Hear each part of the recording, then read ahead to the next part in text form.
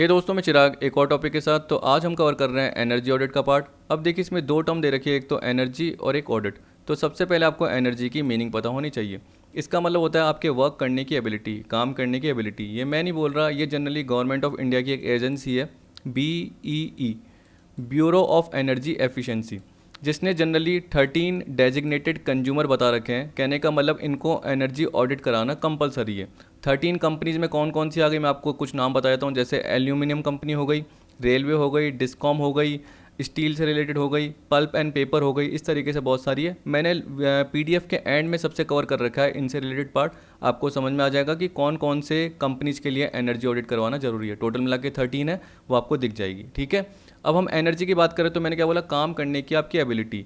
जब हम वर्क की बात करते हैं तो यहाँ पे उन्होंने क्या बोला, एनर्जी जब एक फॉर्म से दूसरे फॉर्म में ट्रांसफ़र हो रही है तो जनरली उसे क्या बोला जाता है, वर्क। और आपके वर्क करने की एबिलिटी क्या कहलाती है, एनर्जी कहलाती है। देखिए, आप अपना हाथ ऊपर कीजिए, वो भी जनरली क्या है, एक तरीके से एनर्जी का पार्ट है, क्योंकि आप अपने मसल्स को मूव कर रहे हैं। अगर आप किसी बॉडी बिल्डर को देखते हो, आपसे ज़्यादा वेट उठाता है, तो आप क्या बोलते हो, यार इसकी एनर्जी कितनी ज़्यादा है। अगर आप है ना काम पे ज़्यादा यानी वर्किंग ओवर दे देते हैं, ओवर टाइम कर लेते हैं, तो उस केस में क्या बोलते हैं, यार एनर्जी लो हो गई, इतना सारा काम कर लिया। जनरली ये होता है। तो एनर्जी आपके आसपास सारी जगह फैली हुई है। अगर आप इलेक्ट्रिसिटी का यूज़ कर रहे हो तो वो भी किसकी बात कर रहा है, एनर्जी का फ्लो हो रहा है। क्योंकि इलेक्ट्रिसिटी यूज़ करने पे भी क्या होगा, वो एक तरीके से जनरेट की होगी, तो उसके लिए भी एक प्रोसेस फॉलो हुआ होगा, उसमें भी एनर्जी का यूज़ हुआ होगा। तो यहाँ पे एनर्जी जो भी बोलता है वो जनरली क्या होती है, अगर हम इंडस्ट्रियल यूज के हिसाब से बोलें। देखिए, अभी जो मैंने बताया वो तो नॉर्मल बताया। अगर आप खाना भी खा रहे हैं तो वो भी जनरली क्या है, एनर्जी का पार्ट है, क्योंकि आपकी वो पोटेंशियल एनर्जी है, वो आपने स्टोर करके रखी हुई है। फिर आप क्या करते हो, खेलने कूदने चले जाते हो, जनरली कोई काम करते हो तो एनर्जी एग्जॉस्ट हो जाती है, वो जनरली क्या कहलाती है, काइनेटिक एनर्जी कहलाती है। तो दो टाइप की एनर्जी होती है, एक तो पोटेंशियल और एक काइनेटिक होती है। लेकिन अगर आप बिजनेस के हिसाब से नॉर्मल सोचना चाहे, क्योंकि आपको तो सिंपल सोचना है, तो एनर्जी में आप सोच लीजिए फ्यूल हो गया, हीट हो गया, इलेक्ट्रिसिटी हो गया, जो कि क्या हो रहा है, एक तरीके से इंडस्ट्री कंज्यूम कर रही है, जिसके थ्रू क्या कर रही है, वो आउटपुट प्रोड्यूस कर रही है। क्योंकि जब भी वो इनपुट का यूज़ करती है तो उसके लिए बहुत सारी बड़ी बड़ी प्लांट, मशीनरी, इक्विपमेंट, बिल्डिंग, इनका यूज़ कर रही है। बिल्डिंग में किसका कंजम्पशन हो रहा है, इलेक्ट्रिसिटी का। इनपुट जो भी यूज़ हो रहा है उसके लिए किसका यूज़ हो रहा है, प्लांट एंड मशीनरी। तो उसके लिए आपको पता है किसका यूज़ होगा, पावर का। पावर का मतलब क्या हो गया, किलोवाट आवर्स, जिसके लिए किसकी जनरेट करने की आवश्यकता होती है, इलेक्ट्रिसिटी की। इलेक्ट्रिसिटी जनरेट करने के लिए किसकी ज़रूरत है, फ्यूल की, ऑयल की, इसकी ज़रूरत है। तो आपको एनर्जी के सोर्स की ज़रूरत होगी। अब यहाँ पे एनर्जी के ऑडिट करने की रिक्वायरमेंट क्यों हुई, क्योंकि खुद सोचिए कि एनर्जी एक तरीके से क्या है, रिन्यूएबल सोर्स भी हो सकता है, नॉन रिन्यूएबल भी हो सकता है। आपको एनर्जी का कंजम्पशन कम करवाना है, आपको आउटपुट उतना ही निकालना है, क्वालिटी भी नहीं गिरानी। आपको प्रोडक्शन उतना ही करना है, क्वालिटी भी नहीं गिरानी। तो उस केस में आप क्या करोगे, ऐसे सिस्टम या ऐसे प्रोसीजर को फॉलो करोगे जिसके थ्रू जो भी आपके प्लांट एंड मशीनरी या इक्विपमेंट का आप यूज़ कर रहे हो, उसके थ्रू जो भी एनर्जी निकल रही है, जो भी एनर्जी यूज़ हो रही है, उसको रिड्यूस किया जा सके, यानी एनर्जी की रिक्वायरमेंट को कम किया जा सके। एक तरीके से हमें एनर्जी का ऑप्टिमम यूज़ करना है, ठीक है, जिससे हम बोल सकते हैं कि आगे भी एनर्जी यूज़ आती जा सके।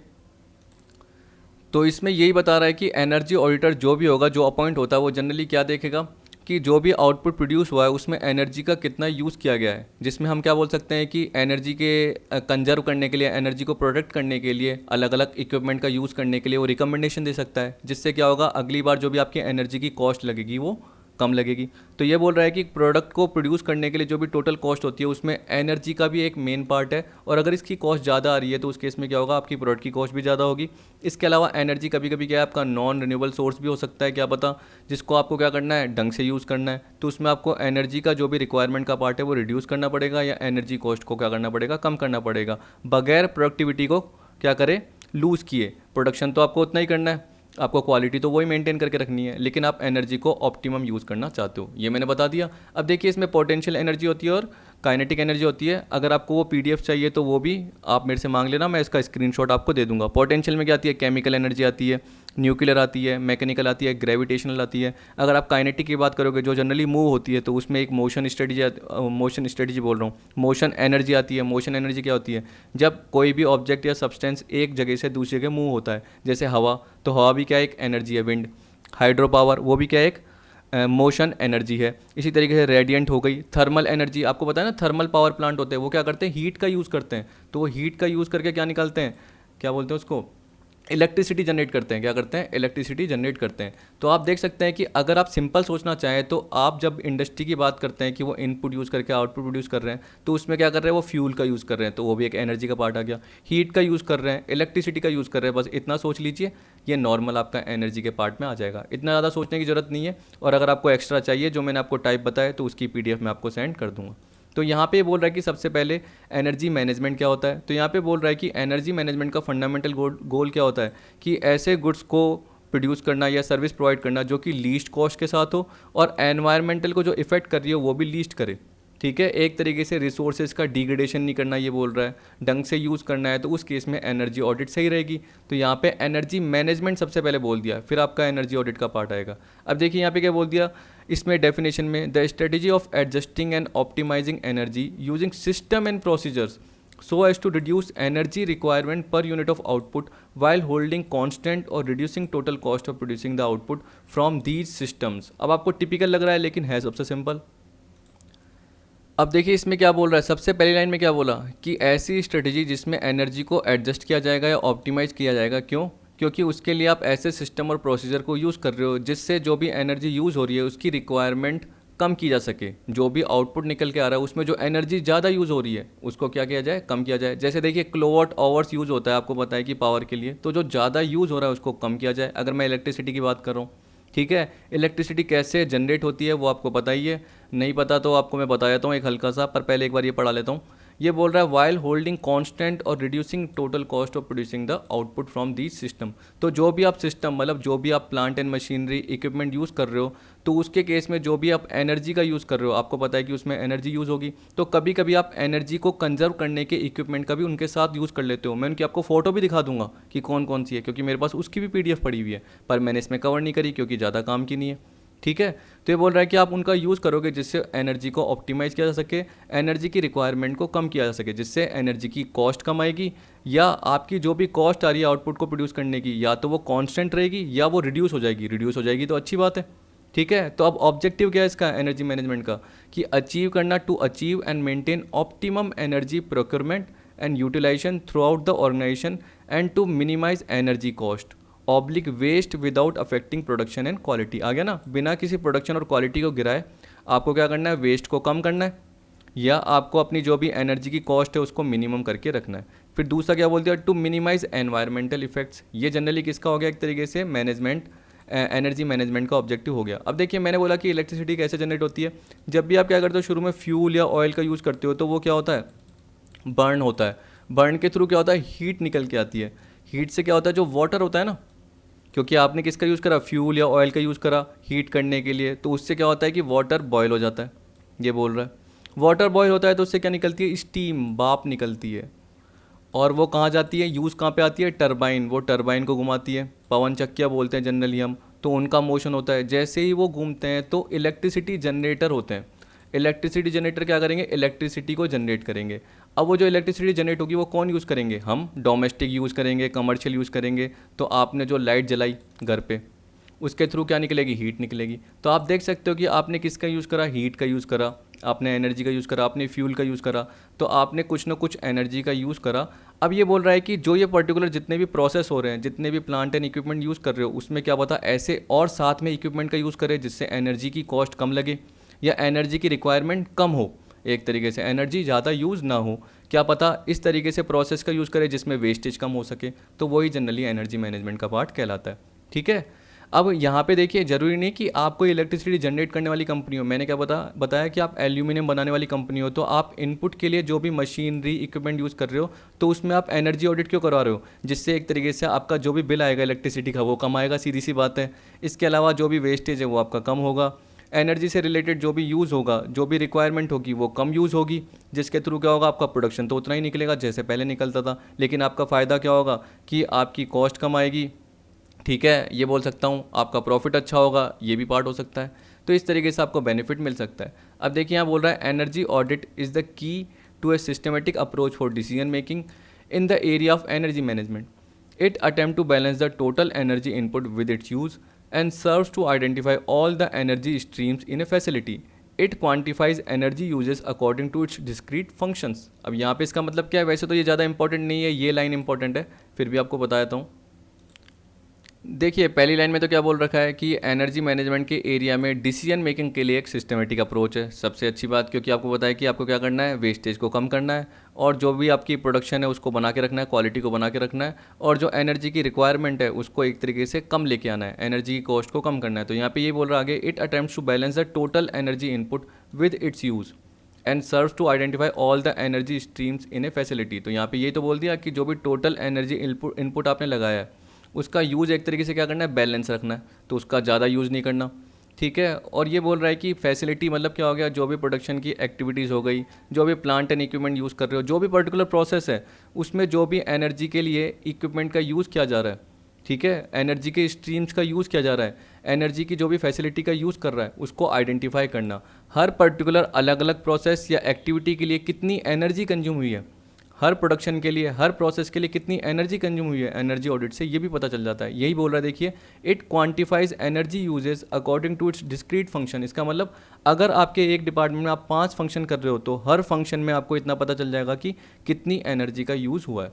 यहाँ पे देख सकते हैं बोल रहा है, energy audit is an official scientific study of energy consumption of an organisation, process, plant, equipment आ गया, aimed at reduction of energy consumption and energy cost without affecting productivity and comforts and suggesting the methods for energy saving and reduction in energy cost।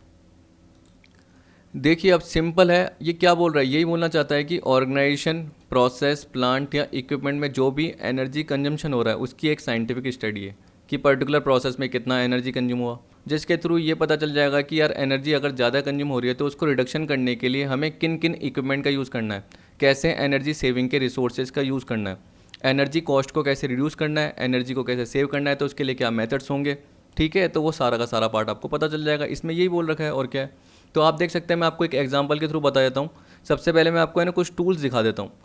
आप देखिए यहाँ पे ये बोल रखा है एनर्जी ऑडिट इंस्ट्रूमेंट्स। ये मैंने कवर नहीं करा क्योंकि इतना ज़्यादा काम का नहीं था आपका, लेकिन फिर भी मैंने क्या है कुछ दिखाने के लिए, ताकि आपको ध्यान आ जाए कि कभी कभी क्या होता है आपके आसपास भी है ना जो ठीक करने वाले आते हैं, लाइटिंग ठीक करने वाले आते हैं, इलेक्ट्रिसिटी ठीक करने वाले, तो वो जनरली ये इक्विपमेंट कभी कभी लेके आ जाते हैं, लेकिन मेन क्या ये इंडस्ट्रियल यूज़ के लिए ज़्यादा है। आप देख सकते हैं इलेक्ट्रिकल मेजरिंग इंस्ट्रूमेंट बोल दिया, जो कि क्या नापता है एक तरीके से किलोवाट आवर्स, वोल्ट्स, एएमपी, जो कि एक तरीके से इलेक्ट्रिसिटी को मापने का मेजर है।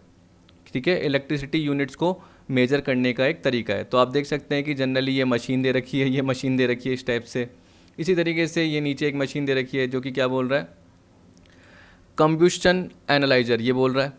अब देखिए ये कोई है ना, वो मत सोचना कि होली की है ना बताऊँ क्या पानी की पिचकारी है, ये वो नहीं है, नॉर्मल मशीन है। जैसे ये देख लीजिए फ्यूल एफिशिएंसी मॉनिटर, तो ये क्या बताता है, this measures oxygen and temperature of the flue gas. ठीक है, या फ्यूल गैस बोल रहा है जनरली, ये फ्लू गैस नहीं है।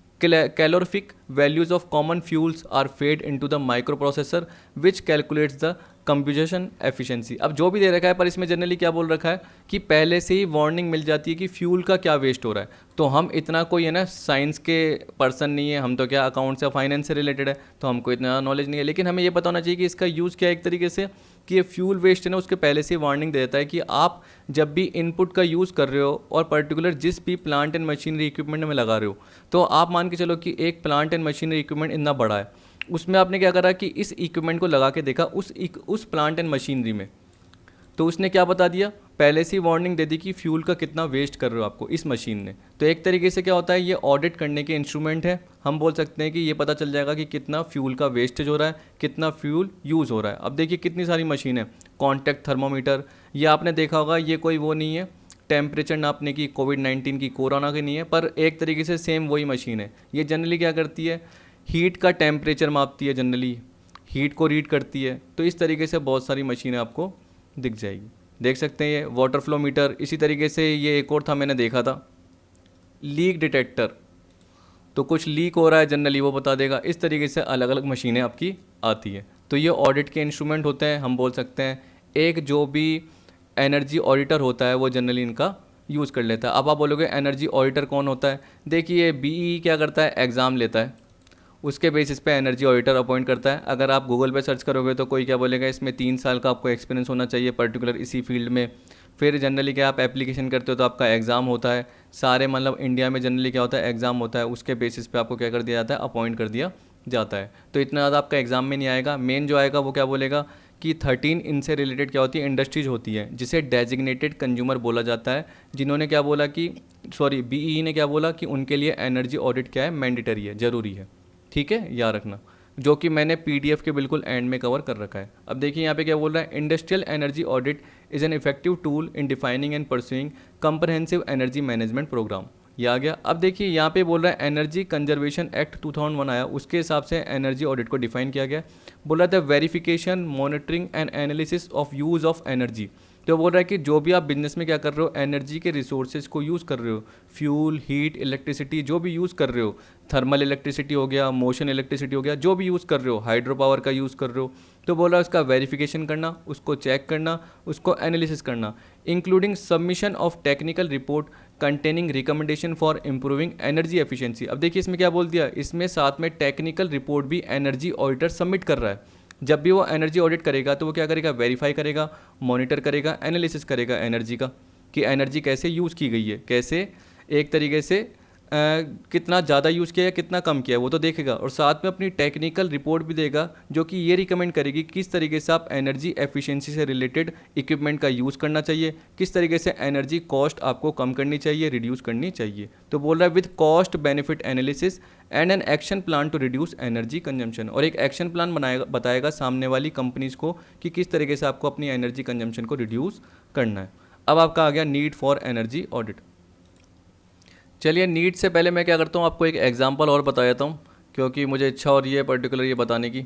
देखिए ये बोल रहा है एग्जांपल है flow chart of penicillin G. ये जनरली एक एंटीबायोटिक होती है। तो ये बोल रहा है कि उसकी मैन्युफैक्चरिंग का एक फ्लो चार्ट दे रखा है, जो कि आगे क्या है कि फ्लो चार्ट कहीं ना कहीं थ्योरी में आएगा, तो इससे आपको समझ में आ जाएगा ये एक फ्लो चार्ट है। तो ये बोल रहा है दैट वेस्ट स्ट्रीम, माइसिलियम नाम से कोई वेस्ट स्ट्रीम होता है, जैसे हम बोलते हैं ना फफूंद लग जाती है, तो वैसे कोई वेस्ट होता है। And obvious energy waste such as condensate, drained and steam leakage. ये मान के चलिए कि देखिए जो भी रॉ मटेरियल लगता है तो उसके थ्रू कुछ ना कुछ पानी निकल के आता है, ठीक है, जो वाटर के अलावा सब्सटेंस वाला होता है, यानी नॉर्मल पानी के अलावा कुछ होता है। तो वो जनरली बोल दिया कि वो जो कंडेंसेट, ड्रेन्ड निकलता है, जो भी निकल के आता है पर्टिकुलर हर प्रोसेस में कुछ ना कुछ पानी निकल के आता है, एक तरीके से हो गया।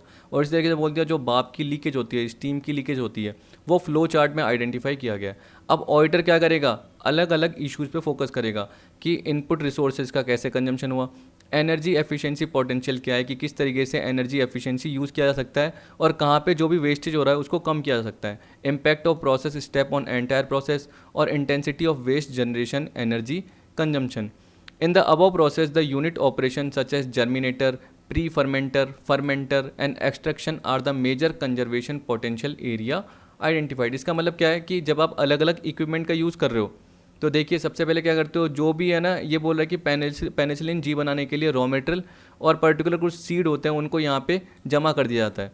जैसे जमा कर दिया जाता है, फिर उसमें क्या करते हैं, कुछ एनर्जी के अपन क्या करते हैं, ये रॉ मटेरियल आ गया और ये एनर्जी के सोर्स हो गए, स्टीम दिया, एयर दिया, कूलिंग वाटर, चिल्ड वाटर ये दिया, जिसके थ्रू क्या होगा, कुछ ना कुछ प्रोसेस होगा, जिसमें से कुछ क्या होगा, ख़राब पानी निकलेगा, जो कि एक तरीके से वेस्टेज के फॉर्म में। तो ये वेस्टेज, अब इस वेस्टेज को क्या करना है, आपको कम करना है, ये बोल रहा है। ये हो सकता है प्री फर्मेंटर आ गया पार्ट, इसमें भी रॉ मटेरियल लगा, ये वाला जो निकल के आया क्या पता ये अगले वाले पार्ट में जाएगा। देखिए बोल रहा है ना एरो बना के, तो इसका मतलब है कि जो भी इसमें बना उसके बाद यहाँ पे आया, फिर उसके बाद यहाँ आया, सब में देखो कंडेंसेट निकल रहा है, कंडेंसेट निकल रहा है, और कुछ ना कुछ एनर्जी का यूज़ किया जा रहा है। अब देखिए यहाँ पे स्टीम लीक हो गया, तो एक तरीके से ये वेस्टेज का पार्ट है, ये वेस्टेज का पार्ट है। फर्मेंटर से कहाँ गया, नॉन फिल्टर्ड ब्रॉथ टैंक में गया। इसके बाद जनरली क्या बोल रहा है कि इसमें जो एनर्जी का यूज़ किया गया वो जनरली क्या गया, चिल्ड ब्राइन का यूज़ किया गया।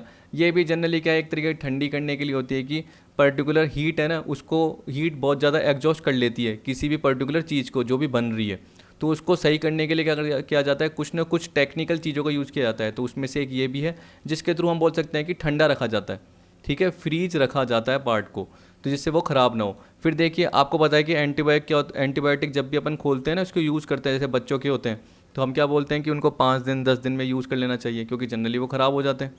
तो जब तक वो है ना पैक्ड है एक तरीके से, तो उनको आप क्या कर सकते हो, रख सकते हो जब तक उनकी एक्सपायरी नहीं होती। लेकिन जैसे आपने ओपन कर दिया तो उसको आपको जो भी डॉक्टर की प्रिस्क्रिप्शन है उसके 5-10 दिन के अंदर यूज़ करना पड़ता है। अब देखिए बोल रहा है कि प्रोसेस में फ़िल्टर प्रेस में आया, तो उसमें कुछ ये निकला। अब जो मैंने बताया ना फफूंदी हो जाती है जनरली, तो ये वेस्ट निकला। उसी तरीके से बोल रहा है कि एक ईटीपी निकला, वो भी जनरली क्या हुआ, वेस्ट निकला। तो ये इस तरीके से जो प्रोसेस आ रहा है उसमें क्या आ रहा है, कुछ कंडेंसेंट का पार्ट आ रहा है, कुछ स्टीम लीक हो रहा है, कुछ ये आ रहा है। तो ये बोल रहा है कि हर प्रोसेस में आपको पता चल गया कि इस फंक्शन में कितना एनर्जी का यूज़ हुआ, इस फंक्शन में कितना एनर्जी का यूज़ हुआ, इस फंक्शन में कितना एनर्जी का यूज़ हुआ, जिसके थ्रू आप एनर्जी की रिक्वायरमेंट को कम भी कर सकते हो, क्योंकि आप उस हिसाब से एनर्जी कंजर्वेशन के इक्विपमेंट का यूज़ कर रहे हो। जो कि मैंने बताया, लीकेज पता करनी है तो लीकेज से रिलेटेड क्या करोगे आप, वो इक्विपमेंट का यूज़ करोगे जो मैंने आपको भी दिखाया था। तो इस तरीके से अलग अलग पार्ट यूज़ कर सकते हो, जिससे आपका क्या होगा, एनर्जी का कंजम्पशन कम होगा, क्योंकि लीकेज के थ्रू क्या हो रहा है, एनर्जी का कंजम्पशन ज़्यादा हो रहा है, स्टीम ज़्यादा लग रही है, आपके जो भी प्रोसेस है उसका पार्ट और ज़्यादा बढ़ रहा है। आपका प्रोसेस कम होगा उतनी एनर्जी कम लगेगी, जितना प्रोसेस बढ़ेगा उतनी एनर्जी ज़्यादा लगेगी, सीधी सी बात है। तो एनर्जी ऑडिट की नीड इसलिए ही हुई। तो ये बोल रहा है कि इन any industry 3 top operating expenses जो भी होते हैं वो किस में होते हैं, एनर्जी में। जनरली देखिए क्या बोल दिया, बोथ इलेक्ट्रिकल एंड थर्मल, क्योंकि मैंने आपको बताया कि इलेक्ट्रिकल मतलब इलेक्ट्रिसिटी पॉइंट ऑफ व्यू से, जैसे आप फ्यूल का यूज़ कर रहे हो उसके थ्रू इलेक्ट्रिसिटी जनरेट कर रहे हो, टरबाइन इनके थ्रू मैंने बताया, या आप थर्मल पावर प्लांट का हेल्प ले रहे हो। थर्मल पावर प्लांट में क्या होता है, हीट से इलेक्ट्रिसिटी प्रोड्यूस होती है। तो एनर्जी चाहे कोई सी भी हो। इसी तरीके से बोला लेबर में भी ऑपरेटिंग एक्सपेंस होता है और मेटल में भी। लेकिन बोल रहा है कि अगर हमें पोटेंशियल कॉस्ट सेविंग की बात करनी है, या हमें ये देखना चाहते हैं कि कॉस्ट को मैनेज किया जा सकता है, तो लेबर मेटल इतना मैनेज नहीं होते जितना एनर्जी को आप मैनेज कर सकते हो। तो ये बोल रहा है कि in each of the above component energy would invariably emerge as a top ranker and thus energy management function constitute a strategic area for cost reduction. इसका मतलब आप जब कॉस्ट रिड्यूस करना चाहो तो आप एनर्जी का ज़्यादा से ज़्यादा यूज़ कर सकते हो। यूज़ करने का मतलब एनर्जी को एक तरीके से आप सबसे टॉप रैंकर मान सकते हो, और एनर्जी को आप रिड्यूस करने के तरीके बहुत सारे अपना सकते हो। मेटेरियल लेबर में आप इतने तरीके नहीं अपना सकते, ये बोल रहा है। फिर आपको बोल रहा है कि energy audit will help to understand more about the way energy and fuel are used in any industry, क्योंकि हर प्रोसेस में मैंने बोला आपको पता चल जाता है कि क्या वेस्ट हो रहा है, कितना लीकेज हो रहा है, वो आपको पता चल गया। And help in identifying the areas where waste can occur, आ गया, and where scope for improvement exist. ठीक है, ये बोल रहा है energy audit would give a positive orientation to the energy cost reduction, preventive maintenance. तो आपको पता है कि इतना ज़्यादा आपको मेंटेनेंस करने की ज़रूरत नहीं है, क्योंकि जहाँ जहाँ बार बार आपको मेंटेनेंस करना पड़ता है तो आपका टाइम वेस्ट होता है, आपकी एनर्जी और ज़्यादा लगती है। लेकिन अगर आपने उनसे रिलेटेड कंजर्वेशन के इक्विपमेंट का यूज़ करना चालू कर दिया, कंजर्वेशन की टेक्नोलॉजीज़ यूज़ कर दी, अगर आपके पुराने इक्विपमेंट है तो उसमें आपने रेट्रोफिट कर दिया। रेट्रोफिट का मतलब क्या हो गया, आज के हिसाब से कोई भी नई टेक्नोलॉजी है वो पुरानी मशीन या इक्विपमेंट में डाल दी, जिससे आपका एनर्जी क्या हो रहा है, कंजर्वेशन हो रहा है, एनर्जी की कॉस्ट क्या हो रही है आपकी, कम हो रही है। तो आपको मेंटेनेंस का इतना पार्ट करने की ज़रूरत नहीं होगी और वो प्रिवेंटिव होगा, एक तरीके से मेंटेनेंस में रोकथाम होगी। And quality control programmes which are vital for production and utility activities such an audit programme will help to keep focus on variation which occur in the energy cost. अब देखिए क्या बोल रहा है, जो ऑडिट प्रोग्राम होते हैं वो आपको हेल्प क्या करते हैं कि जो बीच में जितने भी प्रोसेस में एनर्जी कॉस्ट लगी उसके थ्रू क्या वेरिएशन आए। ठीक है, ये बोल रहा है availability and reliability of supply of energy. Energy एक तरीके से कितनी उसकी अवेलेबिलिटी और कितनी रिलायबिलिटी है, कितना एनर्जी एक तरीके से आपके पर्टिकुलर प्रोसेस में यूज़ हो रहा है हर एक्टिविटी में। Decide on appropriate energy mix, identify energy conservation technologies. Energy mix का मतलब क्या हो गया, देखिए आपको पता है कि बहुत सारी फ्यूल, हीट, इलेक्ट्रिसिटी के बहुत सारे अलग अलग, केमिकल एनर्जी हो गया, आपका ग्रेविटेशनल हो गया, तो अलग अलग एनर्जी का मिक्स हो रहा है, तो वो कितना यूज़ हो रहा है। आइडेंटिफाई एनर्जी कंजर्वेशन टेक्नोलॉजी, वो प्रोग्राम के थ्रू आपको पता चल जाता है। और देखिए क्या बोला, retrofit for energy conservation equipment, मतलब इसका मतलब क्या होता है कि पुरानी बिल्डिंग पे आप क्या करते हो, उसको मरम्मत करवाते हो ना, तो उसको सही करवाते हो थोड़ा सा, तो रेट्रोफिट बोल दिया जाता है। वैसे यहाँ पे क्या बोल रहा है, एनर्जी कंजर्वेशन जो भी इक्विपमेंट है उसको थोड़ा सा आप क्या करवा रहे हो, सही करवा रहे हो, उसके आज के हिसाब से जो भी कंजर्वेशन की टेक्निक है उस पुरानी मशीन पे लगवा रहे हो, जिसे हम बोलते हैं रेट्रोफिट, जिसके थ्रू क्या हो सकता है, एनर्जी एक तरीके से कम यूज़ होगी और उसका कंजर्वेशन भी हो जाएगा। In general energy audit is the translation of conservation idea, जो आपके पास आइडिया है उनको रियलिटी में कन्वर्ट कर रहे हैं, क्योंकि एनर्जी ऑडिटर क्या कर रहा है, आपको रिकमेंड कर रहा है कि पर्टिकुलर इन इक्विपमेंट का यूज़ करो, क्योंकि उसने आपको बता दिया है कि एनर्जी आपकी कितनी कंज्यूम हो रही है हर पर्टिकुलर प्रोसेस में, उसने बता दिया है। और वो रिकमेंड कर रहा है कि देखिए यहाँ पे कितनी ज़्यादा यूज़ हो रही है, आपकी कॉस्ट कितनी ज़्यादा आ रही है, तो आपको कम करने के लिए मैं क्या करता हूँ, आपको इक्विपमेंट बता रहा हूँ, उनको आप लगाओ, जिससे आपको लीकेज पता चल जाएगा, जिससे आपको पहले से पता चल जाएगा कि फ्यूल आपका कितना यूज़ हो रहा है। जब भी क्या होता है कि आपको रीडिंग मापनी है किलोवाट आवर्स की, आपको अपनी मशीन को बंद करने की ज़रूरत नहीं है, मैं आपको एक इक्विपमेंट बता रहा हूँ जिससे आपको पता चल जाएगा कि आपका कितना किलोवाट आवर यूज़ हो रहा है। आपको अपने इक्विपमेंट को बंद करने की ज़रूरत ही नहीं है, आपकी प्लांट मशीनें चलती रहेगी और आपका क्या हो जाएगा, किलोवाट आवर्स या जो भी मेजर्स का मापने का तरीका है, एएमपी, वोल्ट, वो आपको पता चल जाएगा। by landing technically feasible solution with economic and other organizational consideration within a specified time frame। The primary objective of energy audit is to determine way to reduce energy consumption per unit of product output. तो देखिए यही objective है जो कि ऊपर बताया था मैंने कि मेन उसका क्या है एनर्जी ऑडिट का ऑब्जेक्टिव, कि जो भी आउटपुट निकल रहा है उस पर जो भी एनर्जी कंजम्पशन हो रहा है उसको रिड्यूस करना, एनर्जी की जो रिक्वायरमेंट है उसको कम करना एक तरीके से, जिससे जो ऑपरेटिंग कॉस्ट है वो लोअर हो सके। एनर्जी ऑडिट क्या प्रोवाइड करता है? एक रेफरेंस पॉइंट प्रोवाइड करता है, एक बेंचमार्क प्रोवाइड करता है for managing energy in the organisation. कि इसका मतलब क्या बताता है कि एनर्जी ऑडिटर ये भी बोल देता है कि आपको यहाँ पर सिर्फ इतनी ही इलेक्ट्रिसिटी का यूज़ करना था, आपने ज़्यादा प्रोसेस का फॉलो कर दिया, आपने 5000 किलोवाट ओवर यूज़ कर लिए, जबकि बेंचमार्क में हमने क्या बताया रेफरेंस पॉइंट में आपको सिर्फ 4000 किलोवाट ओवर यूज़ करने हैं। तो आपको 1000 कैसे कम करना है एनर्जी ऑडिटर वो भी बताता है। And also provide the basis for planning a more effective use of energy throughout the organisation. समझ गए? इस तरीके से टिपिकल पार्ट है थोड़ा सा, लेकिन मैं आपको आराम से बता रहा हूँ जिससे आपको समझ में आ जाए। आपको दे रखा है टाइप ऑफ एनर्जी ऑडिट। तो जनरली ये दो टाइप की होती है, एक तो प्रीलिमिनरी ऑडिट होती है और एक डिटेल्ड। डिटेल को आप जनरल ऑडिट भी बोल सकते हैं। यहाँ पे देखिए क्या बोल रहा है, the type of energy audit to be perform depend on function and type of industry that to which final audit is needed and potential and magnitude of cost reduction desired. इसका मतलब इंडस्ट्रीज़ के ऊपर भी depend करता है कि उनका क्या फंक्शन है, बड़ा है या कम है, फाइनल ऑडिट कितनी ज़रूरत है, ठीक है। इसी तरीके से कॉस्ट रिडक्शन उनको ज़रूरत है या नहीं है कॉस्ट को कम करने की। तो प्रीलिमिनरी ऑडिट तो क्या हो गया एक तरीके से जल्दी ख़त्म हो जाती है, लेकिन डिटेल का तो मतलब क्या हो गया उसमें सारी फेज भी आ जाती है अलग अलग। तो यहाँ पे यही बोल रखा है। अब देखिए प्रीलिमिनरी एनर्जी ऑडिट की मेथोडोलॉजी दे रखी है और डिटेल की दे रखी है, और डिटेल में 3 फेज बता रखे हैं, प्री ऑडिट फेज और पोस्ट ऑडिट फेज बता रखे हैं। ठीक, तो थोड़ा सा टाइम लगेगा, आज की वीडियो में ही कवर कराऊंगा। सबसे पहले हम क्या देख रहे हैं यहाँ पे, प्रीलिमिनरी एनर्जी ऑडिट मेथोडोलॉजी। ठीक, अब देखिए generally preliminary energy audit methodology में क्या बोलेगा कि जो भी डेटा अवेलेबल होगा वो पहले से रेडिली अवेलेबल होना चाहिए, क्योंकि यहाँ पे किसकी बात कर रहा है, प्रीलिमिनरी एनर्जी ऑडिट की बात कर रहा है, ना कि डिटेल्ड एनर्जी ऑडिट की बात कर रहा है। डिटेल में तो क्या होगा, पूरे के पूरे सिस्टम्स को एवेल्यूट करोगे, जितने भी फंक्शन एक एक प्रोसेस है सबको एवेल्यूट करोगे। लेकिन यहाँ पे जो होगा पहले से ही जो डेटा आपने ऑब्टेन किया हुआ है जनरली उसका ही यूज़ कर लोगे। तो ये बोल रहा है preliminary energy audit is a relatively quick exercise to establish energy consumption in the organisation, estimate the scope for saving, identify the most likely and the easiest area for attention. क्योंकि आपके पास देखिए मान के चल लीजिए कि पहले से आपने एक बेंचमार्क सेट कर दिया, एक रेफरेंस पॉइंट सेट कर दिया, पहले से आपके पास डेटा अवेलेबल है, उसका यूज़ करते हुए आपने क्या बोल दिया कि कितना एनर्जी कंजम्पशन करना है, सेविंग का स्कोप क्या रहेगा, कौन से एरिया पे ज़्यादा अटेंशन देना है, आइडेंटिफाई इमीडिएट इम्प्रूवमेंट और सेविंग ये बोल दिया। तो आपको एक तरीके से क्या बोल रहा है, स्पेशली नो लो कॉस्ट बोल दिया इसने, नो और लो कॉस्ट बोल दिया। यानी इसमें जनरली ये बोल रहा है कि एनर्जी कॉस्ट आपकी क्या लगे, कम लगे या हो ही ना, ये बोल रहा है, जिससे एक तरीके से इमीडिएट इम्प्रूवमेंट या सेविंग आपको पता चल सके। फिर बोल रहा है सेट ए रेफरेंस पॉइंट, वही बेंचमार्क सेट करना कि इतना पर्टिकुलर हम क्या बोल सकते हैं कि एक साल में किलोवाट आवर्स कंज्यूम करेंगे, या हर प्रोसेस की जो भी आपका है उसमें आपको पता है कि कितना कितना कंजम्पशन हो रहा है। तो पहले से आपने एक रेफरेंस पॉइंट सेट कर दिया, जिसके बेसिस पे जो भी डेविएशन है वो पता चल जाएगा, जो भी डिफरेंस है वो पता चल जाएगा।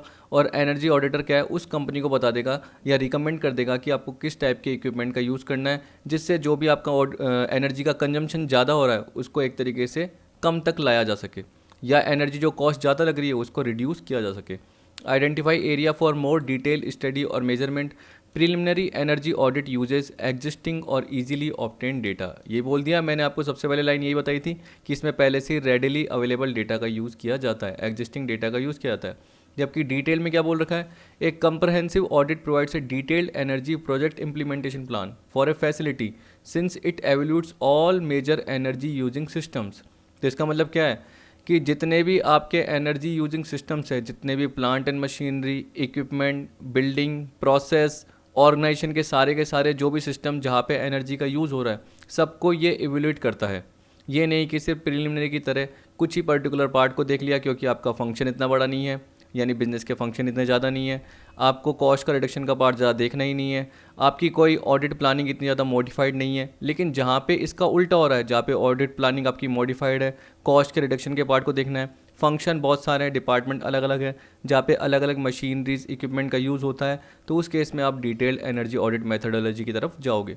This type of audit offers the most accurate estimate of energy saving and cost. It considers the interactive effect of all project, account for the energy use, ये बोल रहा है all projects accounts for the energy use of all major equipment and include detailed energy cost saving calculation and project cost. अब देखिए generally इसमें क्या है, capital budgeting के मेथड का भी यूज़ किया जा सकता है, जैसे पेबैक बोलते हैं ना, तो पेबैक से रिलेटेड मैंने नीचे लास्ट में शायद कवर कर रखे हैं, जिससे आपको पता चल जाएगा कि पेबैक से रिलेटेड कौन सा होगा या एनुअल सेविंग कैसे निकल के आती है। तो बोल रहा है it consider the interactive effect of all projects accounts for the energy use of all major equipment. तो इसका मतलब क्या हुआ, जितने भी मेजर इक्विपमेंट है उसमें कितना एनर्जी का यूज़ हो रहा है पर्टिकुलर प्रोजेक्ट के लिए। तो आपको पता है कि आप उस प्रोजेक्ट को लो या नहीं लो, वो किसके थ्रू पता चल जाएगा, एनर्जी ऑडिट के थ्रू पता चल जाएगा। And include detailed energy cost saving calculation and project cost. तो यहाँ पे बोल दिया कि प्रोजेक्ट से रिलेटेड कॉस्ट क्या लगेगी और उसमें सेविंग कितनी होगी, यानी नेट बेनिफिट कितना होगा वो आपको पता चल जाएगा। जैसे जनरली देखिए आप एनपीवी निकालते हैं, नेट प्रेजेंट वैल्यू, वैसे ही यहाँ पे बोल रहा है कि सेविंग का पार्ट निकल के आ जाएगा। वहाँ पे हम क्या करते हैं, प्रेजेंट वैल्यू टेक्निक का यूज़ करते हैं, यहाँ पे आपके नॉर्मल टेक्निक का यूज़ किया जाएगा। In a comprehensive audit, one of the key element is the energy balance. This is based on an inventory of energy usage system, assumption of current operating condition and calculation of energy use. ठीक है, तो यहाँ पे क्या बोल रहा है, in a comprehensive audit one of the key element क्या है, energy balance.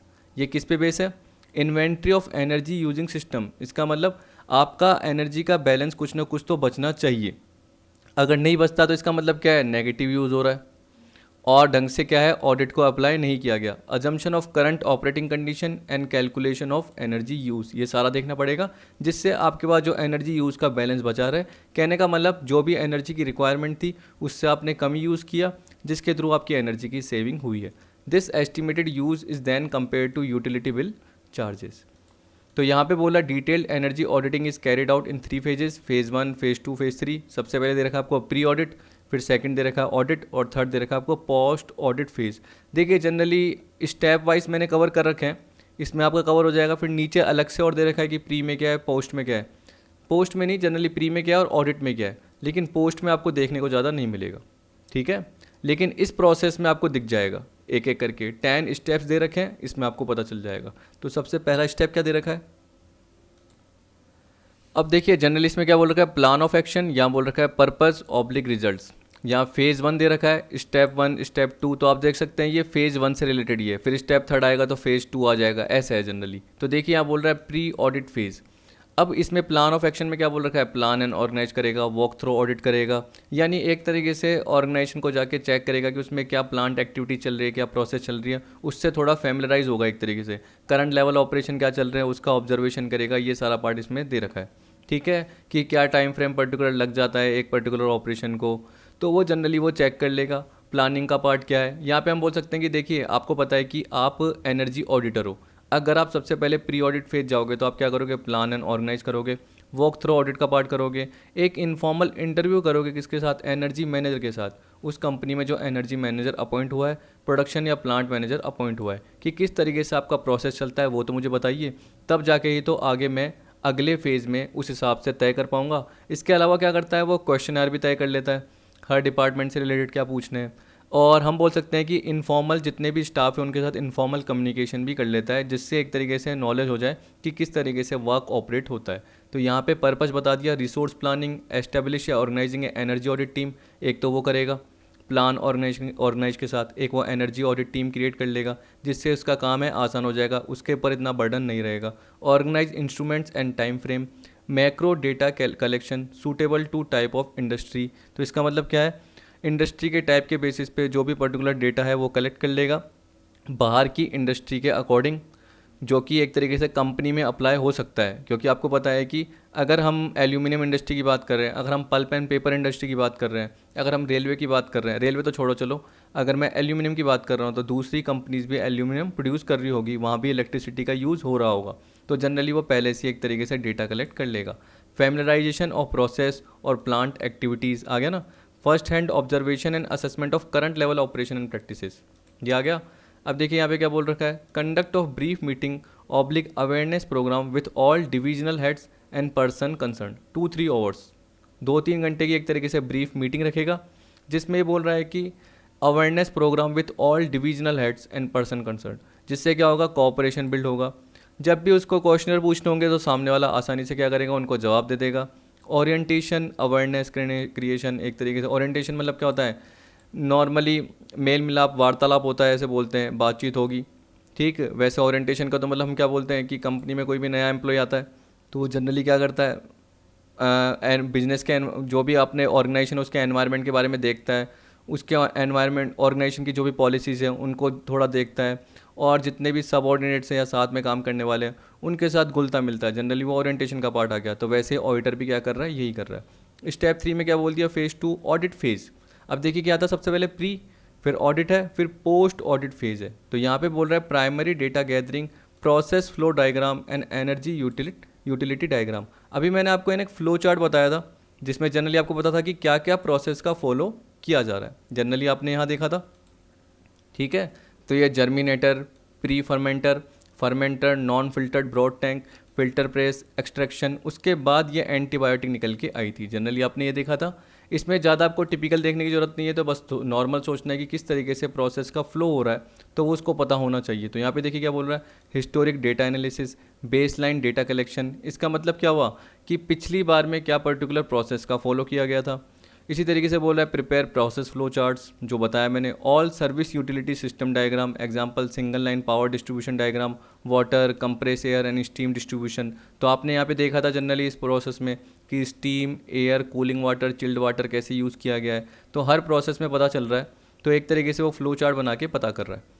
Design, operating data and schedule of operation, annual energy bill and energy consumption pattern, refer manual, log sheet, name plate, interview, ये सारा part आ गया। तो थोड़े typical है, आपको हल्के हल्के क्या करने पड़ेंगे, रीड करने पड़ेंगे। फिर देखिए क्या बोल रहा है, कंडक्ट सर्वे एंड मॉनिटरिंग, जिसमें क्या करेगा वो, जो भी प्लांट मशीनरी इक्विपमेंट है उसका सर्वे करेगा, चेक करेगा। तो देखिए क्या बोल रहा है, motor survey, insulation and lighting survey with portable instrument for collection of more and accurate data, confirm and compare operating data with design data. तो जो भी ऑर्गेनाइजेशन की इक्विपमेंट की डिज़ाइन है और ये बोल रहे हैं कि डिज़ाइन से रिलेटेड डेटा क्रिएट किया है, उसका ऑपरेशन से कितना लेना देना है, कि जो डिज़ाइन किया गया था उतना ही ऑपरेटिंग हुआ है या नहीं हुआ। अगर कुछ डेविएशन है तो वो पता कर लेगा। कंडक्ट ऑफ डिटेल्ड ट्रायल और एक्सपेरिमेंट्स फॉर सेलेक्टेड एनर्जी गजलर्स। देखिए जनरली जो एनर्जी के इक्विपमेंट होते हैं उनके यूज़ की बात कर रहे हैं, ट्रायल या एक्सपेरिमेंट की बात कर रहे हैं, तो क्या करेगा, 24 आवर्स पावर मॉनिटरिंग। तो एक तरीके से खुद ही इसको क्या करेगा, ऑपरेट करके देखेगा, यानी ऑपरेट करवा के देखेगा कि 24 आवर्स चलेंगे तो किस तरीके से पावर का यूज़ हो रहा है वो पता चल जाएगा। Load variation trends in pumps, fan compression etcetera. तो जनरली देखिए आपके घर का कूलर ही होता है, उसमें भी आप देखोगे कि कभी कभी क्या होता है, पम्प ख़राब हो जाता है, लोड आ जाता है जनरली, फ़ैन का कंप्रेशर होता है वो ख़राब हो जाता है। तो वो ख़राब हो जाता है तो उसको आप सही करवाते हो। तो वैसे इसमें बोल रहा है कि पर्टिकुलर जो बड़ी मशीन है उसमें जो पंप या फ़ैन कंप्रेशन की बात कर रहा है वो कितना लोड ले पाएंगे। तो जनरली क्या करेंगे, पावर को चेंज करते रहेंगे, उस हिसाब से देखेंगे कि वेरिएशन के थ्रू कोई लोड तो नहीं आ रहा। Boiler efficiency trial for 4 to 8 hours, furnace efficiency trial, equipment performance experiment etcetera, ये बोल दिया। Analysis of energy use, energy and metal balance and energy loss और वेस्ट एनालिसिस। इसका मतलब क्या बोल दिया कि कहीं आपका एनर्जी का पार्ट बच तो नहीं रहा इसके थ्रू। कहने का मतलब एनर्जी जो रिक्वायरमेंट थी वो ज़्यादा नहीं हुई बल्कि वो कम हुई, तो इसका मतलब बाकी एनर्जी का पार्ट आपका बच गया, या क्या पता आपका एनर्जी का लॉस हो गया, उल्टा हो गया, जो था जितनी रिक्वायरमेंट थी उससे ज़्यादा आपने क्या कर दिया, एनर्जी को यूज़ कर दिया, या आपने एनर्जी को एक तरीके से क्या कर दिया, ज़्यादा यूज़ करने की वजह से वेस्ट भी कर दिया। बीच में जो भी वेस्ट का प्रोसेस हुआ उसके थ्रू एक तरीके से आपको पता है वेस्ट का प्रोसेस कैसे होगा, जैसे मैंने बताया था लीकेज का पार्ट आ गया, वैसे मैंने कंसेंट पार्ट बताया था आपको, ये रहा, ये देखिए यहाँ पे मैंने बताया था कंडेंसेट, यहाँ बताया था स्टीम लीक, ये बताया था माइसेलियम। इस तरीके से, इसी तरीके से कोई ईटीपी भी होता है, अगर आप नेट पे सर्च करेंगे तो इसका आपको क्या आ जाएगा, ये तो एक्रोनिम है, एब्रीविएशन है, इसका फुल फॉर्म आपको पता चल जाएगा। क्योंकि देखिए टिपिकल एक तरीके से मैंने बोल दिया कि साइंटिस्ट वाले टर्म है, हमें इतना देखने की ज़रूरत ही नहीं है, हमें तो नॉर्मल सोचना है कि यहाँ पे क्या पार्ट आ रहा है। जैसे स्टेप 7 में देखिए क्या बोल रहा है, identification and development of energy conservation opportunity. अब ये एनर्जी कंजर्वेशन अपॉर्चुनिटी क्या है, ये मैंने नीचे कवर कर रखी है, तो एक बार यहाँ आ जाते हैं फिर वापस आके पढ़ लेते हैं। तो सबसे पहले नीचे देखते हैं कि मैंने एनर्जी कंजर्वेशन की कौन कौन सी अपॉर्चुनिटी लिखी हुई है। तो देखिए यहाँ पे बोल रहा है सबसे पहले fuel substitution, identify the appropriate fuel for efficient energy conversion. तो इसका मतलब क्या है, जब भी एनर्जी को कन्वर्ट कर रहे हो, कन्वर्ट मतलब क्या हो गया, इसका मतलब ये है कि आप फ्यूल के थ्रू एनर्जी को क्रिएट कर रहे हो, ये हो गया, ये कन्वर्जन है, ये कंजर्वेशन नहीं है रखना। कंजर्वेशन का तो मतलब क्या है, आप क्या कर रहे हो, एनर्जी को सेव कर रहे हो, कंजर्व कर रहे हो, ठीक है, सेव कर रहे हो, सिक्योर कर रहे हो, जनरली वो पार्ट है। यहाँ पे क्या बोल रहा है, एनर्जी में कन्वर्ट कर रहे हो, किसके थ्रू, फ्यूल के थ्रू। तो जैसे मैंने आपको बताया था कि इलेक्ट्रिसिटी कैसे जनरेट होती है, जनरली क्या होता है, फ्यूल ऑयल को लेते हो, जिसको आप क्या करते हो, बर्न करते हो, जिससे हीट निकलती है, हीट के थ्रू वाटर बॉयल होता है, बताया था, फिर टरबाइन पे जाता है। इस तरीके से मैंने आपको बता दिया था कि इलेक्ट्रिसिटी जनरेट होती है। तो ये यही बता रहा है कि एनर्जी कैसे आती है, तो वो जनरली किसके थ्रू आती है, ये बोल रहा है कि कैसे एप्रोप्रिएट फ्यूल का यूज़ किया गया है। क्योंकि अगर आपने जो पहले फ्यूल यूज़ कर रहे थे उस पर ज़्यादा कॉस्ट लग रही थी, अगर उसका आपने सब्स्टिट्यूट ढूंढ लिया, जिससे क्या होगा, आपकी एनर्जी कंजर्व होगी, जो भी एनर्जी निकल के आएगी उसका यूज़ कम होगा, उसकी रिक्वायरमेंट कम होगी और उतना ही आउटपुट प्रोड्यूस होगा जितना पहले होता था। एनर्जी जनरेशन बोल दिया, identifying efficiency opportunities in energy conversion equipment utilities such as captive power generation. जैसे कैप्टिव पावर जनरेशन मैंने आपको बताया था, जो कि शायद मेरे को ध्यान आ रहा है, कॉस्ट ऑडिट में बताया था मैंने आपको, कि ऐसी कंपनी जो कि क्या कर रही है, कैप्टिव पावर जनरेशन कर रही है, जिसका मतलब क्या है, खुद के ही इंडस्ट्रियल यूज़ के लिए वो इलेक्ट्रिसिटी जनरेट कर रही है। उनको पता है कि उनको आउटपुट प्रोड्यूस करने के लिए इलेक्ट्रिसिटी की ज़रूरत होती है, तो बाहर किसी इलेक्ट्रिसिटी कंपनी से इलेक्ट्रिसिटी नहीं ले रही, खुद ही क्या कर रही है, उसको जनरेट कर रही है।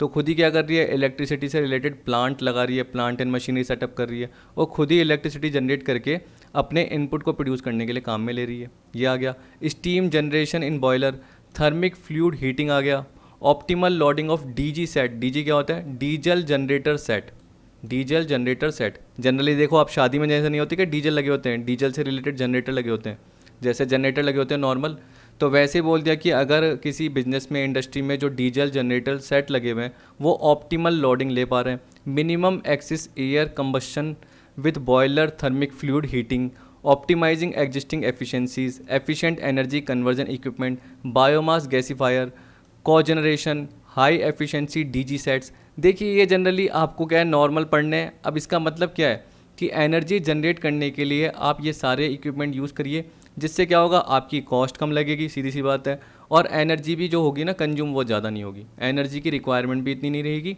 और उतना ही प्रोडक्शन निकल के आएगा जितना पहले निकला था। ये बोल रहा है। इसका मतलब एक तरीके से ये एनर्जी सेविंग के इक्विपमेंट है, ये एनर्जी को क्या कर रहे हैं, कंजर्व कर रहे हैं। Energy distribution, identifying efficiency opportunity network such as transformers. इसका मतलब अच्छे ट्रांसफॉर्मर्स यूज़ करो, ये नहीं कि पुराने यूज़ कर रहे हो। केबल्स अच्छी यूज़ करो, आजकल आती है बहुत अच्छी अच्छी। Switch gears and power factor improvement in electrical system and chilled water, cooling water, hot water, compress air. इस तरीके से ये सारी चीज़ें आपको यूज़ करनी है ढंग से। Energy usages by processes, this is where the major opportunity for improvement and many of them are hidden. Process analysis is useful tool for process integration measures. तो एनर्जी ऑडिटर ने क्या बोला कि आप इसको भी देखो, क्योंकि आप क्या करते हो कि पूरे सिस्टम में सब तो लगा लेते हो, fuel substitution, energy generation, energy distribution के सोर्सेज, सब कुछ लगा लेते हो, लेकिन प्रोसेस को ढंग से फॉलो नहीं करते हो, और इस प्रोसेस में ही वेस्टेज हो जाता है। तो आप उससे रिलेटेड अपॉर्चुनिटीज़ को देखो और उसके बेसिस पे क्या करो, एनर्जी को यूज़ करो। तो एनर्जी क्या होगी, इतनी ज़्यादा यूज़ नहीं होगी, और एनर्जी का रिक्वायरमेंट आपका आउटपुट को प्रोड्यूस करने के लिए इतना ज़्यादा भी नहीं होगा, जिससे एनर्जी की कॉस्ट क्या आएगी, कम आएगी। इसमें यही बोल रखा था। तो यहाँ पे ये बोल रहा है identification and consolidation energy conservation measures, conceive, develop and refine ideas आ गया। Review the previous idea suggested by unit personal, review the previous idea suggested by energy audit if any, use brain storming and value analysis technique. इसका मतलब क्या है, देखिए आपके आसपास जो भी एनवायरनमेंट में अपॉर्चुनिटी है सबसे पूछिए, क्योंकि ज़रूरी नहीं कि आपको इक्विपमेंट के बारे में पता हो, लेकिन दूसरों को पता होगा। जैसे मैं बोल सकता हूँ कि जो भी यूनिट पर्सनल है, मतलब जो भी यूनिट कॉस्टिंग का पार्ट है, जो एक तरीके से क्या करता है, हर डिपार्टमेंट का पर्सन अगर कोई भी गुड्स प्रोड्यूस कर रहा है और वो मशीनरीज़ का यूज़ कर रहा है, और उसको पता है कि कौन कौन सी मशीनरी में सेफ्टी इक्विपमेंट या एनर्जी से रिलेटेड इक्विपमेंट का यूज़ किया जाएगा, जो कि एनर्जी को क्या करते हैं, प्रोटेक्ट करते हैं या कंजर्व करते हैं, तो उनसे पूछ लिया गया, तो प्रीवियस आइडियाज़ ले लिए गए। एनर्जी ऑडिट टीम से क्या कर लिए गए, प्रीवियस आइडिया ले लिए गए। ब्रेन स्टॉर्मिंग मतलब अपने मन में अलग अलग आइडियाज़ लाए गए, आसपास के एनवायरनमेंट से रिलेटेड, आसपास में जो चीज़ें चल रही है, टेक्नोलॉजी डेवलपमेंट हो रहा है उसके through. Contact vendors for new efficient technology आ गया ना, तो वेंडर से कॉन्टैक्ट करना जिसके थ्रू एनर्जी एफिशिएंट मशीन्स हमारे पास मिल सके। अब दे रखा है कॉस्ट बेनिफिट एनालिसिस, तो इसमें भी जनरली यही दे रखा होगा, पढ़ के देख लेना। Reporting and presentation to top management, तो यहाँ पे क्या बोल रहा है, documentation, report, presentation to top management, उनको एक तरीके से ये प्रोवाइड करना, जो भी हमने सारा का सारा ये स्टेप क्रिएट किया है उनसे रिलेटेड। अब देखिए यहाँ पे बोल रहा है पोस्ट ऑडिट फेज, इसमें क्या बोल रहा है, इम्प्लीमेंटेशन एंड फॉलोअप। इसका मतलब जो भी इक्विपमेंट हमने हमने सोचा कि अब यूज़ करेंगे पर्टिकुलर एनर्जी को सेव करने के लिए, एनर्जी को कंजर्व करने के लिए, और जो भी जितनी भी हमने प्री ऑडिट फेज़ में और ऑडिट फेज़ में जितनी भी रिपोर्टिंग का पार्ट क्रिएट करा, सब कुछ क्रिएट करा, उसको आप इम्प्लीमेंट करेंगे और फॉलोअप करेंगे। Assist and implement ENCON, environment conservation recommendation measures and monitor the performance, action plan, schedule for implementation, follow up and periodic review. इसका मतलब क्या है, जो भी पर्टिकुलर एक्चुअल में परफॉर्मेंस हुई है उसको हर बार रिव्यू करते जाना, और उसमें अगर कुछ अनकंट्रोलिंग पार्ट आ रहा है उसको कंट्रोल करते हुए जाना। अब देखिए यहाँ पे बोल रहा है phase 1 pre audit phase activity, और ये जो दे रखा है ये है phase 2 detailed energy audit activity. अगर इसमें आप एक एक करके पढ़ेंगे, जो मैंने ऊपर बताया उसी से लिंक है। अगर आपको इसमें कुछ समझ में नहीं आता तो ज़रूर मुझसे पूछ लेना, क्योंकि देखिए इतना टिपिकल पार्ट नहीं है, नॉर्मल पार्ट है। अगर आप पढ़ोगे भी तो देखिए जैसे मैं यहाँ पे बताता हूँ, ये क्या बोल रहा है, discuss with the site senior management the aim of the energy audit, discuss economic guidelines associated with the recommendation of the audit, analyse the major energy consumption data with the relevant personnel. ये आ गया। तो यहाँ पे generally जो बात कर रहा है वो किसकी बात कर रहा है, जो मैंने ऊपर बताया, तो उसी से रिलेटेड क्या है, डिटेल पार्ट दे रखा है, प्री ऑडिट फेज एक्टिविटी। यानी एक तरीके से क्या है, जो भी पर्टिकुलर साइट या प्रोजेक्ट की बात कर रहे हैं उसकी इनिशियल स्टडी कर रहे हैं। ठीक, एक स्ट्रक्चरल मेथोडोलॉजी है, उसको जनरली क्या कर रहे हो आप, फॉलो कर रहे हो, और उसके बेसिस पे क्या कर रहे हो, पोस्ट ऑडिट के लिए रास्ता तैयार कर रहे हो। तो इसमें जनरली आप क्या करोगे, वही हम बोल सकते हैं एनर्जी ऑडिटर है ना, जो मैनेजर होगा, या हम बोल सकते हैं एनर्जी मैनेजर हो गया, प्लांट मैनेजर हो गया, उनसे फेमिलियर होगा। एक तरीके से उनसे क्या होगा, सारी की सारी बिजनेस की एक्टिविटी, बिजनेस बोल रहा हूँ, जो भी इंडस्ट्री से रिलेटेड, एनर्जी सेविंग से रिलेटेड इक्विपमेंट यूज़ हो रहे हैं या किस तरीके से एनर्जी कंज्यूम होती है, उनके बारे में सारा का सारा पार्ट पूछेगा। करंट ऑपरेशन कैसे चलता है, क्या प्रैक्टिसेस फॉलो हो रही है, वो सारा पार्ट सीनियर मैनेजर इनसे पूछा जाएगा। ठीक, टूर करेगा खुद जाके, जनरली ये बता रहा है, जो कि पहले भी बताया हुआ है, नॉर्मल पार्ट है। फिर डिटेल्ड में भी जो आपने ऊपर स्टेप्स में कवर किए उन्हीं से लिंक है। अगर आपको फिर भी दिक्कत हो रही है तो एक बार पूछ लेना। देखिए जैसे यहाँ पे दे रखा है, the information to be collected during the detailed audit include energy consumption by type of energy, by department, by major item of process equipment, by end use. इसका मतलब क्या हुआ, हर पर्टिकुलर डिपार्टमेंट, हर पर्टिकुलर प्रोसेस, उससे related energy कितना consumption हुआ वो पता चल गया। Material balance data, raw material, intermediate, final product, recycle material, use of scrap, waste product, ये भी जनरली पूछ लिया गया। Energy cost and tariff data कितना अप्लाई होता है। Process and material flow diagram मैंने आपको बताया था। Generation and distribution of site services, compress, air, steam, ऊपर देखा था। Sources of energy supply, electricity from the grid और सेल्फ जनरेशन। इसका मतलब क्या है, आप खुद ही अपनी कैपेटिव पावर प्लांट का यूज़ करते हो या बाहर किसी इलेक्ट्रिसिटी कंपनी से क्या करते हो, इलेक्ट्रिसिटी सप्लाई करवाते हो, यानी लेते हो, डिमांड करते हो। ठीक है, या खुद एक तरीके से जनरेट करते हो, वो देखना। पोटेंशियल फॉर फ्यूल सब्स्टिट्यूशन, जो हमने देखा अभी कि जो हमारी एनवायरनमेंट को कंजर्व करने से रिलेटेड अपॉर्चुनिटी है, उसमें क्या था, फ्यूल सब्स्टिट्यूशन, कि आप जो फ्यूल एग्जिस्टिंग यूज़ कर रहे हो उसकी जगह दूसरे फ्यूल को यूज़ करो जिससे एनर्जी सेव होगी। प्रोसेस मॉडिफिकेशन, प्रोसेस को मॉडिफाई करो। को जनरेशन सिस्टम का यूज़ करो, कहने का मतलब उसमें हीट भी कंबाइन हो रही है और पावर जनरेशन का पार्ट भी आ रहा है साथ साथ। जैसे डीजल जनरेटर सेट होते हैं, वो क्या होता है, हीट का भी यूज़ करते हैं और इलेक्ट्रिसिटी का भी यूज़ करते हैं। तो जब वो दोनों को यूज़ करते हैं तो वो को जनरेशन सिस्टम कहला देते हैं। Energy management procedure and energy awareness training programme को यूज़ करो विद इन द एस्टेब्लिशमेंट। इस तरीके से आपका आ गया।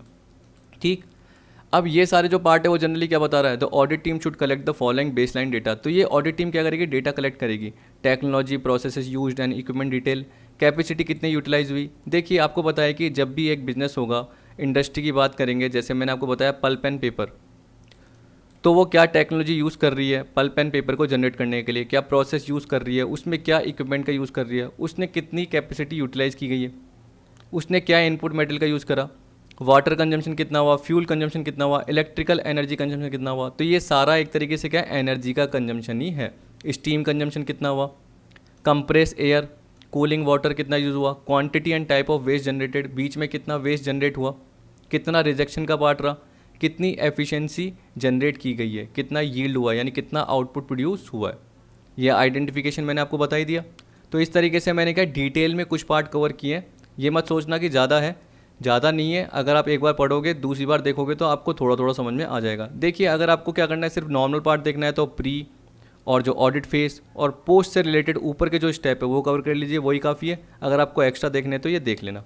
इसके अलावा मैंने यहाँ पे ये भी कवर कर रखा है एक्स्ट्रा कि टेक्निकल और इकोनॉमिकल फिजिबिलिटी क्या होती है।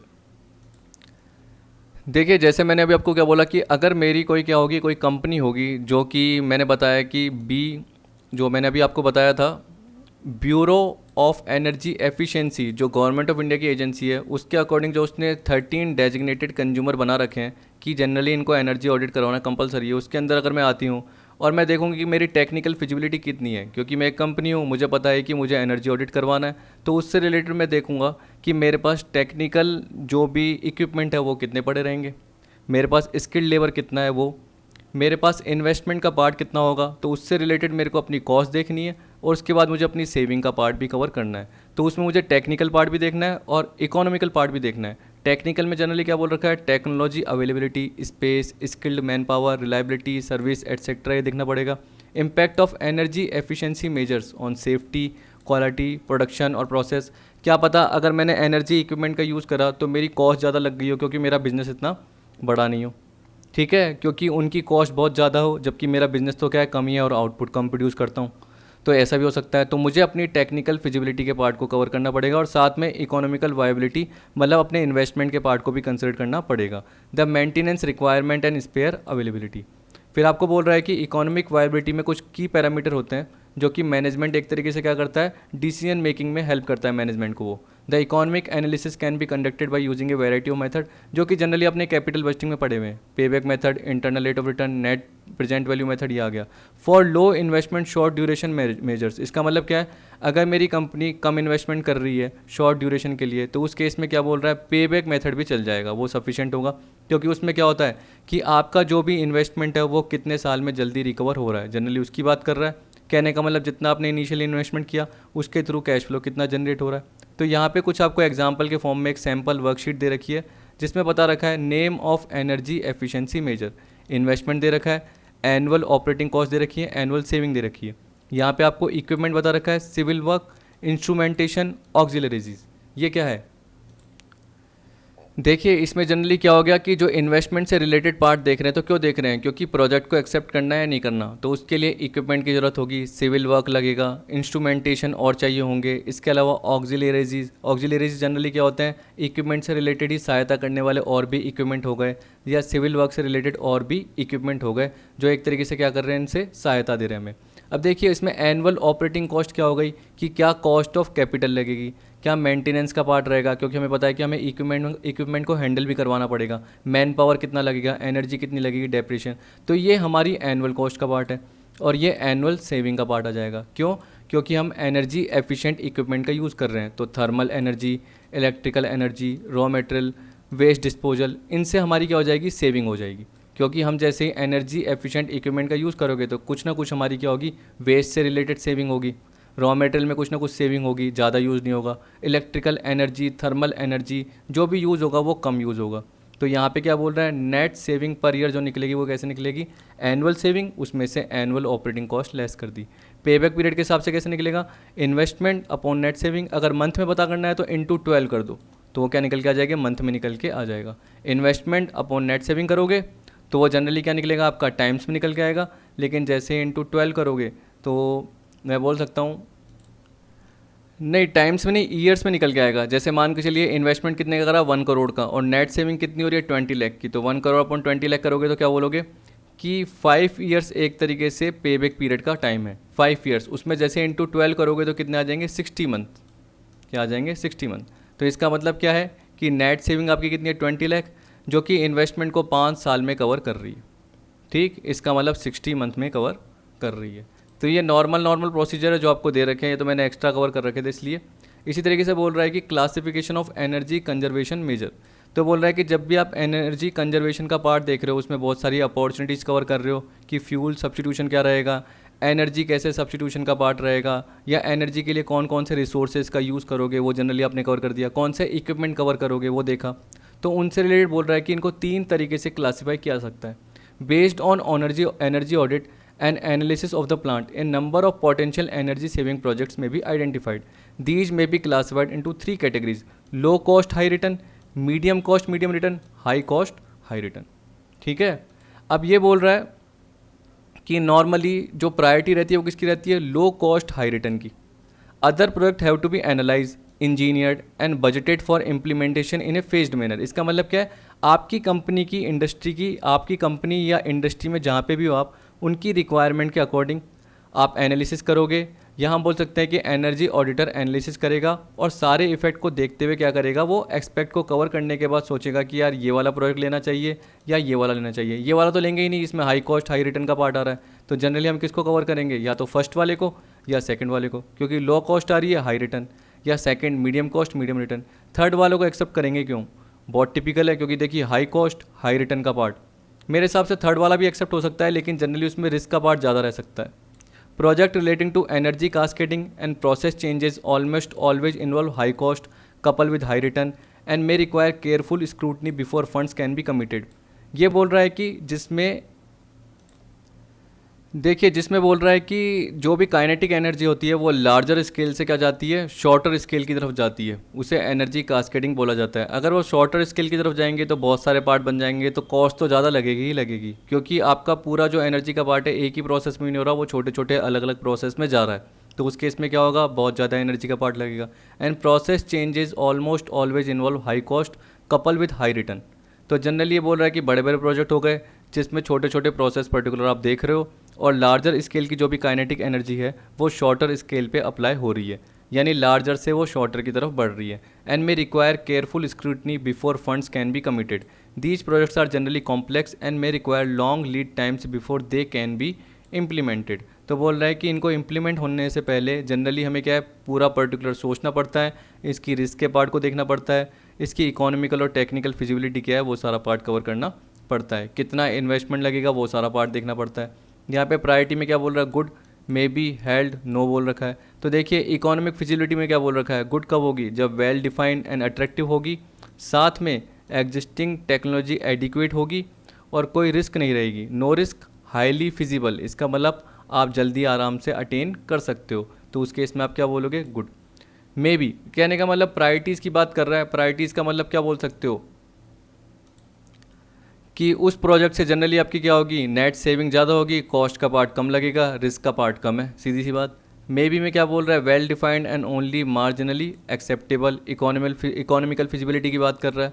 कहने का मतलब यहाँ पे जनरली जो बोल रहा है कि वेल डिफाइंड का मतलब मैं बोल सकता हूँ कि जो सेविंग का पार्ट है डिफाइंड है। मार्जिनली एक्सेप्टेबल मतलब क्या है कि ज़रूरी नहीं इतना ज़्यादा मिले, लेकिन मिलेगा, सेविंग का पार्ट मिलेगा, ठीक है, लेकिन हम नेट सेविंग नहीं बोल रहे, सेविंग का पार्ट मिलेगा। अब देखिए उसमें कुछ ना कुछ रिस्क का पार्ट तो रहेगा ये बोल रहा है। Existing technology may be updated, lack of confirmation, तो मे बी अपडेटेड हो सकती है एग्जिस्टिंग टेक्नोलॉजी, कन्फर्मेशन का अभाव है, हमें पूरा पक्का नहीं पता।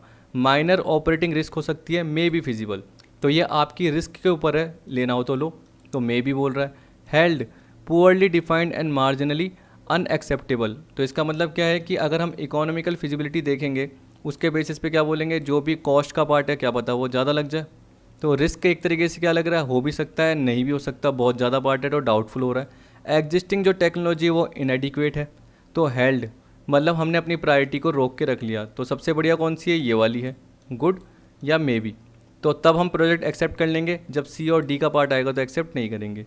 नो का मतलब कब, जब क्लियरली नॉट अट्रैक्टिव, इसका मतलब हमारी कॉस्ट ज़्यादा लग रही है और जो सेविंग का पार्ट है वो कम है, तो जो भी बेनिफिट का पार्ट है वो क्या आ रहा है, माइनस में आ रहा है, लॉस में आ रहा है। Need major breakthrough, not feasible, ठीक है, टेक्नोलॉजी में बहुत ज़्यादा अपडेशन की ज़रूरत है, जो कि इतना ज़्यादा नहीं है, बहुत पुरानी टेक्नोलॉजी है एक तरीके से। नॉट फिजिबल, और रिस्क जनरली क्या है, पता करना मुश्किल है। हम ये बोल सकते हैं कि हाईली फिजिबल, ऐसे नहीं बोल सकते हैं। अब ये नहीं बोल सकते हैं कि इसमें ज़्यादा रिस्क है या कम है, ये पता नहीं है, क्योंकि क्लियरली अट्रैक्टिव नहीं है। तो इसमें यही बोल सकते हो कि रिस्क का पार्ट बहुत ज़्यादा हो सकता है, क्योंकि यहाँ पे पता ही नहीं है, कह रहा है ना नॉट फिजिबल, इस तरीके से आपका पार्ट आ गया। अब लास्ट में आपको क्या बोल रहा है, energy audit is mandatory for all designated consumer which are notified by bureau of energy efficiency. मैं आपको बार बार बोल रहा था, BEE government of India agency है, याद रखना गवर्नमेंट ऑफ इंडिया की एजेंसी है। As per PAT perform achieve and trade scheme, जब ये स्कीम निकली थी उसके अकॉर्डिंग 13 डेजिग्नेटेड कंज्यूमर बताए थे जिनको एनर्जी ऑडिट मैंडेटरी है। कौन कौन से, एल्यूमिनियम सेक्टर का, आयरन स्टील ये सेकंड हो गया, ये सीमेंट, ये कुछ दे रखा है, क्लोर अल्काली ये कोई प्रोडक्ट होगा generally, pulp and paper, thermal power plant, textile, fertiliser, railway, buildings, discom, refinery, petrochemical, total मिला के हो गए 13। ये जनरली है ना जनवरी फरवरी इसके 20 तक के हैं, यानी 2020 तक के। अब क्या पता उसके बाद चेंजेज हो जाएं, तो बोल नहीं सकते हैं, लेकिन ये बहुत पुराने भी यहाँ रखना। मेरे हिसाब से 2014-15 में जब भी और बताए गए थे तो उसके हिसाब से 13 सेक्टर कवर है। अभी और ज़्यादा चेंजेस नहीं हुए, तो मेरे अकॉर्डिंग ये 13 सेक्टर 8 प्रेजेंट ही चल रहे हैं, जो मैंने एक तरीके से इसको क्या कर रखा है, कवर कर रखा है।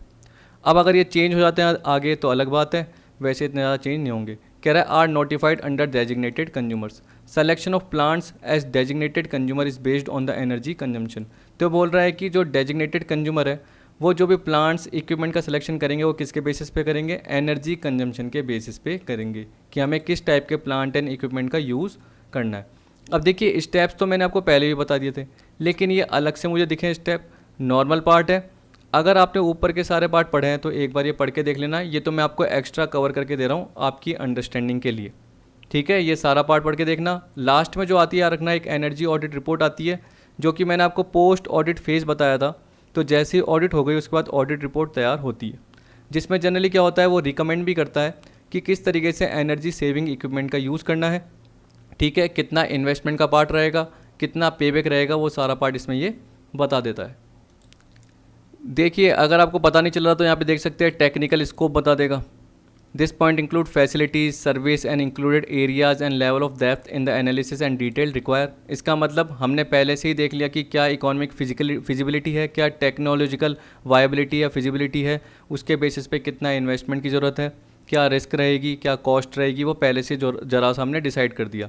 फिर मेथोडोलॉजी का पार्ट आ गया, जिसमें क्या बोल दिया, this point includes the analysis of the state of art of the facilities, energy input क्या यूज़ होंगे, क्या टेक्नोलॉजी होगी, क्या सर्विसेज यूज़ होगी, मेजरमेंट का क्या रिजल्ट रहेगा, एनर्जी बैलेंस कितना रहेगा, यानी एक तरीके से एनर्जी जो भी रिक्वायरमेंट थी उससे कम कितनी यूटिलाइज होगी और कितनी सेव हो जाएगी। तो यहाँ पे बोल रहा है suggested energy saving measures. This point includes a description of each energy saving measures, including potential energy savings, economic savings, investment needed and payback. तो जनरली इसमें क्या होगा, वो NPV, payback, IRR इन मेथड का यूज़ किया जाएगा और उसके बेसिस पे सेविंग ये सब कुछ देखा जाएगा। Conclusion, this point includes the recommended measure, total energy saving, total economic saving, total investment, payback, ये सारा पता चल जाएगा, ठीक। तो ऊपर आपको मेजर्स बता रहा है और लास्ट में कंक्लूजन में क्या बता रहा है कि लास्ट में आपकी सेविंग कितनी निकलेगी या क्या बता आपको लॉस होगा। जनरली वो सारा का सारा पार्ट कंक्लूजन में बता देगा, अपनी ऑडिट रिपोर्ट में बता देगा। तो मेरे हिसाब से ये सारा पार्ट कवर हो चुका है। शुरू का पार्ट सिंपल था, लेकिन बाद का पार्ट टिपिकल है, याद रखना आपको कुछ ना कुछ पर्टिकुलर पॉइंट पढ़ने पड़ेंगे। अब एग्ज़ाम में ये नहीं बोल सकते कि इससे रिलेटेड कैसे आएंगे, फिर भी मैं इसके ज़्यादा से ज़्यादा MCQs आपको कवर कराने की कोशिश करूंगा, जैसे बाकी मैंने पर्टिकुलर जितने भी टॉपिक्स है उसमें कवर कराने की कोशिश करी। अभी तक मैंने इसके MCQs कवर नहीं करे हैं, इससे पहले वाले टॉपिक के भी, और मुझे IAS और IFRS के भी टॉपिक कवर करने, यानी उसके भी MCQs कवर करने। तो मेरे हिसाब से जैसे ही मेरी ये रिसेंट ट्रेंड्स इन ऑडिटिंग का पार्ट सारा कवर होगा, तो जितने भी MCQs अपने रह गए हैं वो हम एक साथ सारे के सारे कवर कर लेंगे। तो आई होप आपको आज की वीडियो पसंद आई होगी। वीडियो देखने के लिए थैंक यू।